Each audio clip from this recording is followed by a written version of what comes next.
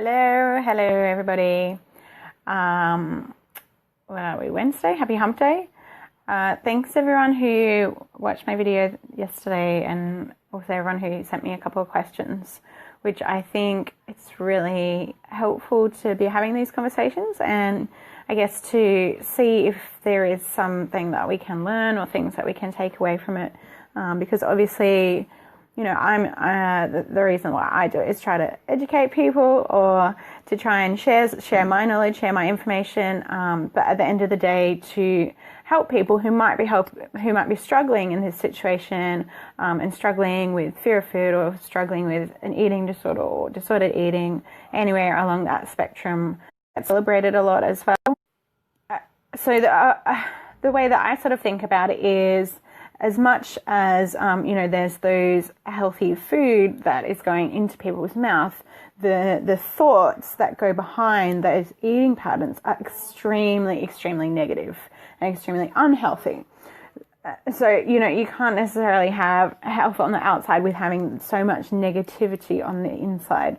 So when I talk about those thought patterns, it's a lot of, feelings of unworthiness, feelings of needing to have control, feelings of being unpopular or unliked, and really trying to get a lot of that validation from other people by talking about, my lifestyle as clean eating, or my lifestyle as how I eat these foods. And that also kind of puts that separation between someone where they feel like they're blessed or more important or more talented or more liked because they have access to all this food, and that it's looked down upon on someone who might eat junk food.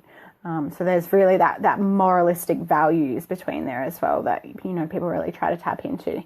And then, I guess on that, why it is bad is because the longer that you spend that time in the very restrictive thought patterns about, I can only eat these things, and I can only eat them if they're prepared this way, the more screwed up basically your thought patterns become, to the point where your body is going to crave all these foods that you keep telling yourself when you put that very black and white about, this is good and this is bad.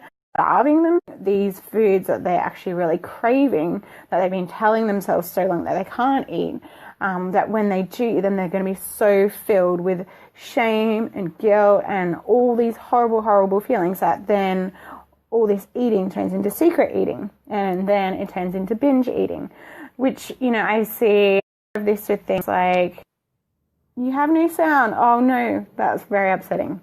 I'll check it at the end. Tell me if you have sound now. So things like the binge eating is obviously like a really negative cycle and trap to get into, where you binge, you restrict, you feel guilty, and all those sort of things. Can you hear me, Gavin? I'm going to try again.